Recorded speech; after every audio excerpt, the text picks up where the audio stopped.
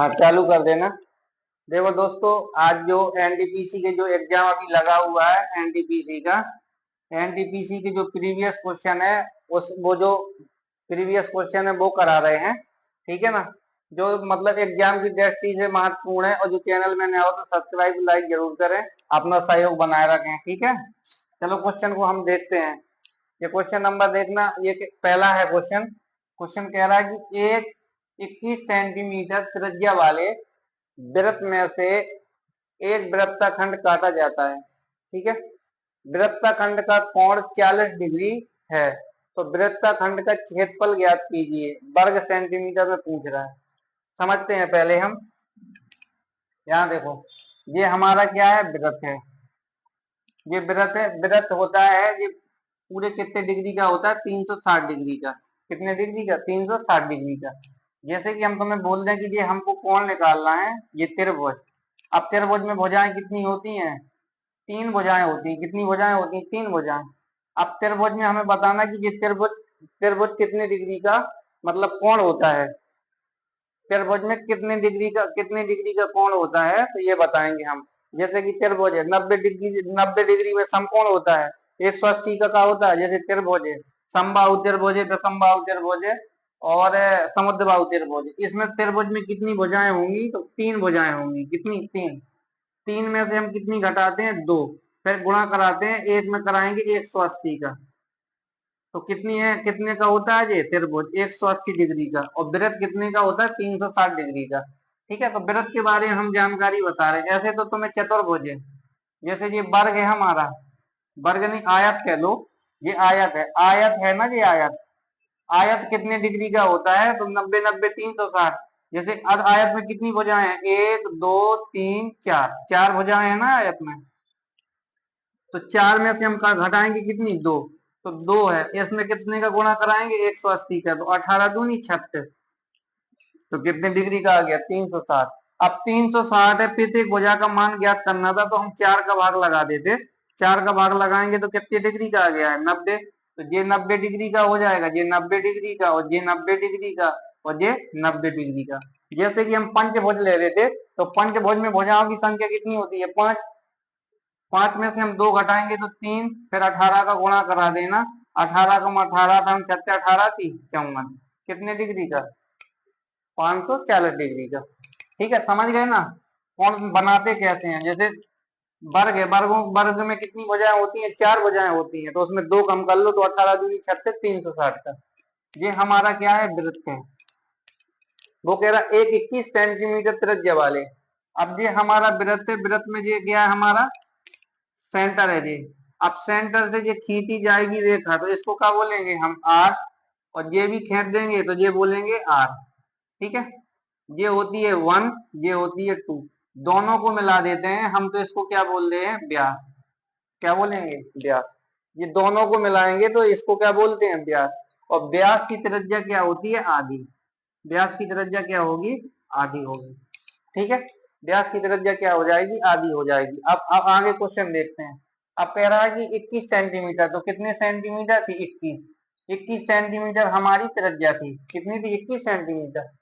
और वृत्त खंड का कोण 40 डिग्री है। ये हमारा जो ये वृत्त खंड हम बना रहे हैं दूसरा, इसको, ये हमारा केंद्र है, और यहाँ से कितने डिग्री काटा है, 40 डिग्री। कितने डिग्री का खंड काटा है, 40 डिग्री का। और ये पूरा कितने डिग्री का होता है, 360 डिग्री का। अब इसमें हमको क्षेत्रफल निकालना है। क्या निकालना है, क्षेत्रफल। तो क्षेत्रफल निकालेंगे, तो क्षेत्रफल के लिए सूत्र होता है वृत्तखंड का, pi r theta, pi r theta बटे के, ऐसे कर लेना, पाई आर थीटा। ठीक है, पाई आर थीटा बटे के 360। ये हमारा क्या होता है, वृत्त खंड का क्षेत्रफल निकालने के लिए सूत्र, पाई आर थीटा बटे के 360। अब यहाँ देखेंगे पाई का मान होता है हमारा 22 बटे के 7। पाई आर स्क्वायर लगाना, पाई आर स्क्वायर थीटा बटे 360। और हमारी त्रिज्या कितनी है, 21 सेंटीमीटर। 21 गुणा के 21। और कितने कितने खंड में काट रहा था, 40 डिग्री में। तो 40 बटे के कितना करा देंगे हम, 360। यही है ना। 40/360 कराएंगे। अब इसको काटेंगे हम, 0 से 0 काट देंगे, 4×36, तो 3 से काटेंगे तो 3 एकम 3 और 3 21, और 3 से इसको काटेंगे 3 21, 7 से 7 कैंसिल हो जाएगा, 7 दूनी 14, 7 दूनी 14, 1 15। तो क्षेत्रफल कितना आ गया? 154 सेंटीमीटर, 154 सेंटीमीटर। यही है ना मेरे भाई? कितना? 154 सेंटीमीटर। देखो, अब इसको और विधि से भी हम लगा सकते थे, समझना अच्छे से। जैसे हम, ये हमारी आर है, ये त्रिज्या है, इसको क्या बोलेंगे हम? परिधि। ये हमारी परिधि, त्रिज्या का रेशियो परिधि, और ये हमारा है क्षेत्रफल। ये है क्षेत्रफल, वृत्त मान लेना। ये आर है, ये परिधि है, और ये क्षेत्रफल है। अब जैसे हमारे पास त्रिज्या जब 7 होती है ना, कितनी होती है? 7 होती है। जब हमारे पास त्रिज्या 7 होती है तो परिधि कितनी हो जाएगी? अब देखना, वृत्त का क्षेत्रफल है पाई आर स्क्वायर एच, और परिधि होती है 2 पाई आर। ठीक है, अब हम 2 पाई आर होगी परिधि, होगी कि नहीं होगी? तो जब त्रिज्या 7 होगी तो परिधि हमारी कितनी हो जाती है? 44, और क्षेत्रफल हमारा कितना हो जाता है? 154। जब किसी वृत्त की त्रिज्या 7 होगी ना, तो परिधि उसकी कितनी हो जाती है? 44, और क्षेत्रफल कितना हो जाता है? 154। कैसे? जैसे कि ये हमारा ये वृत्त का क्षेत्रफल है पाई आर स्क्वायर एच। अब पाई आर स्क्वायर एच में हम रखेंगे, जैसे पाई का मान 22/7 होता है, आर 7 गुणा के 7 त्रिज्या थी ना, ठीक है, पाई आर, ठीक है, पाई आर स्क्वायर होता है। तो अब पाई आर स्क्वायर 7 से 7 काट लेंगे तो 7 दूनी 14, 7 दूनी 14 और 15। तो ये कितना है? 154। परिधि निकालते जैसे हम, तो 2 गुणा के 22/7 और गुणा के 7, आर का मान 7 से 7 22 22 44। तो यहाँ देखेंगे, ये त्रिज्या हमारी 7, जब 7 होती है त्रिज्या तो परिधि कितनी हो जाती है? 44, और क्षेत्रफल कितना हो जाता है? 154। यही है ना बात? अब इस त्रिज्या खंड में बोला गया है कि त्रिज्या कितनी है इसकी? 21 सेंटीमीटर। कितने सेंटीमीटर? 21। तो जो पहले मूल त्रिज्या से हमने जो 7 मानी, इससे कितनी बढ़ गई है? 3। 7 या 21, 3 का गुणा हुआ। कितना? 3 का गुणा हुआ है। तो इसमें भी हम कितने का कर देंगे? 3 का करेंगे। तो 3 का 4 × 3 = 12, 4 × 3 = 12, 1 13। तो इसमें भी 3 बढ़ा देंगे, परिधि में भी 3 बढ़ाएंगे, और ये हमारा क्षेत्रफल है। तो 3 का वर्ग 9 होता है, तो ये कितने गुना हो जाएगा? ये नया वाला इसका क्षेत्रफल होगा, तो एक जितना 1 1 5 4 गुणा के 9, इतना हो जाएगा। इसका जो क्षेत्रफल आएगा, जो इसका क्षेत्रफल, जो त्रिज्या क्या होगी? जब 21 होगी, लेकिन त्रिज्या खंड में काटा है, तो एक त्रिज्या खंड का भाग जो हम तुमको बताए थे, ये त्रिज्या खंड का भाग कितना था? 40 डिग्री था। तो 40 का गुणा करा देंगे, और बटे के कितना कराएंगे? 360 काट देंगे, 4×9 = 36, तो 9 से 9 कैंसिल हो गया, तो 154। उस वाली से लगाए थे, सूत्र से जब रखे थे तब 154 क्षेत्रफल आया था, और इस वाली से भी कितना आया? 154। ठीक है, अब अगला क्वेश्चन देखते हैं।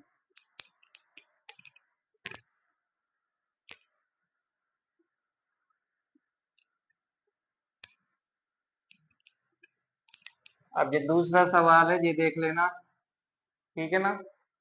अब दूसरा सवाल कह रहा है कि 5 पुरुष किसी दीवार को, कितने पुरुष है? 5 पुरुष है, किसी दीवार को 12 दिन में बना देते हैं।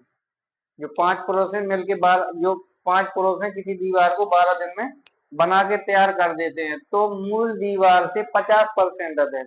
कह रहा कि अब ये हमारी दीवार है, ये इसमें ये 5 पुरुष काम करते हैं, कितने दिन तक काम करते हैं? 12 दिन तक। अब ये इससे 50% अधिक, मान लो ये 100 थी ना, तो इससे 50% अधिक। कितनी अधिक? 50%। 50% अधिक दीवार बनाने में कितने व्यक्तियों की जरूरत? जो 100% दीवार है तो 5 व्यक्ति बना देते हैं, 50 और तो 150% दीवार है तो कितने व्यक्ति लगेंगे? हम भी चलो देखते हैं। 5 पुरुष हैं और किसी दीवार को कितने दिन में बनाते हैं? 12 दिन में।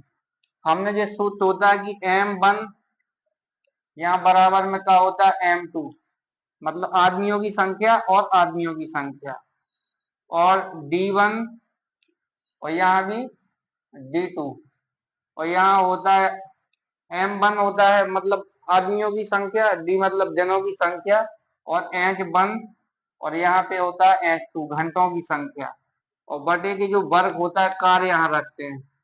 कार कार कहाँ रखेंगे? नीचे। W1 होता है, ये W2 होता है, ये हमारा होता है सूत्र, इसमें रख देते हैं। ठीक है, समझे ना बात को? हम इसमें रख देंगे हम। अब इसमें रखेंगे ना बाबू, तो देखो रखते हैं हम। जैसे कि हम रखेंगे कि 5 पुरुष थे ना, किसी दीवार को कितने दिन में बनाते थे? 12 दिनों में बना देते थे। तो मूल दीवार से 50% अधिक, मूल दीवार को हम 100 मान लें और ये 50% अधिक की बात कर रहा है, तो ये 150। 10 दिनों में कितने आदमी? तो हमने कहा X आदमी बना देंगे। तो ये 2 बार में कट गया, ये 3 बार में, ये 5 से काटेंगे 2 बार में, तो ये गुणा कराएंगे, या 2 का 2, 2 दूनी 4, 4 से काट देंगे 3, तो 3 दिया कितने बार में? 9। कितने कितने पुरुषों की आवश्यकता होगी? 9 पुरुषों की। कोई दिक्कत? तो चलो आगे देखो।